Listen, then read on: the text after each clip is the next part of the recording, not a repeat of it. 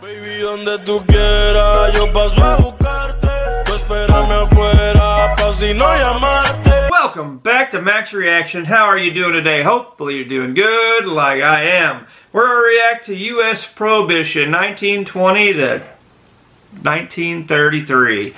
You know what? That's where they take the alcohol away. That's not a good idea, I don't think, because usually when people want something, they're going to get it. They're going to go get it, whether it's illegal or not, you know. And let's see what happens. U.S. Prohibition, 1920 to 1933. Gangsters. The growing temperance movement in the 19th century and the Anti-Saloon League had argued that drinking alcohol was damaging American society by destroying families and creating corruption. Well, it In does. the First World War, as America entered the conflict in 1917, Woodrow Wilson put a temporary end to the manufacture of alcohol to save grain for the war effort. Religious and moral reasons also fueled the desire to restrict alcohol. Right. The anti-drinking movements took advantage of this to encourage the government to make prohibition a permanent law, and in January 1919, the amendment was ratified. Then the mobs as part of the came. Constitution. Prohibition began in the United States in January 1920, after the 18th Amendment became effective, making the manufacture and sale of alcohol Illegal. illegal. Even though arrests for drunkenness initially declined, the law was very difficult to enforce as public Absolutely. demand surged for illegal alcohol. It's easy to make. On top of this, there weren't enough prohibition agents to enforce it. Bootleggers found inventive ways of manufacturing and selling liquor. They created homemade moonshine or bathtub gin and smuggled it into cities and bars. Some bars became speakeasies. In order to sell illegal alcohol, they were secret.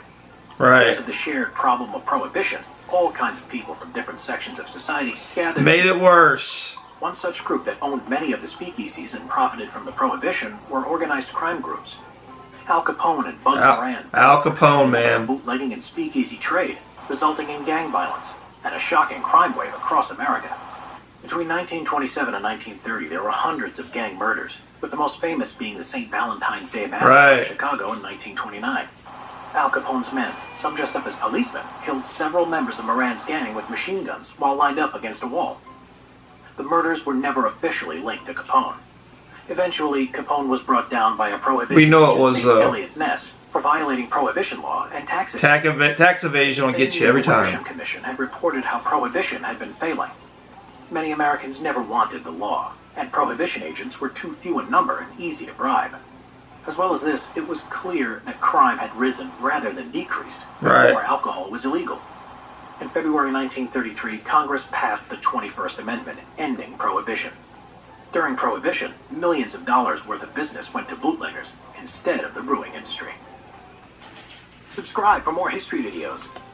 So that just tells you sometimes you think you have a great idea, you want to do good with your idea, you want to pass a law that's going to be great to help people, help families out, and then it creates other problems, much worse problems, you know? You start outlawing stuff, then you go underground with it. You'll go underground with it, so you might as well have it legal, have the money go in and, you know, pockets that aren't so violent, because that Valentine's Day Massacre was something, man. I mean, you got police dressed up so you think you're good, you know, and all of a sudden you're getting shot and you die. That's just not good for your health, you know what I mean?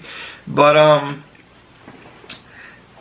Al Capone, Bugsy, they knew what to do. They made millions. In the end, they got it, but, what we learn, sometimes laws, even though good content, turn bad. And the other thing we learn, tax evasion will pretty much get you every time. When it comes to old Uncle Sam's money, he's going to get his. Anyway, those are my thoughts, my feelings on it. What's your thoughts? What's your feelings on the U.S. Prohibition? Comment down below. I'd love to know your thoughts. Hit that subscribe button. Definitely recommend me more stuff to react to, and I'll catch you next time. Peace. Baby, donde tú quieras, yo paso a buscarte. Tú espérame afuera, pa' si no llamas.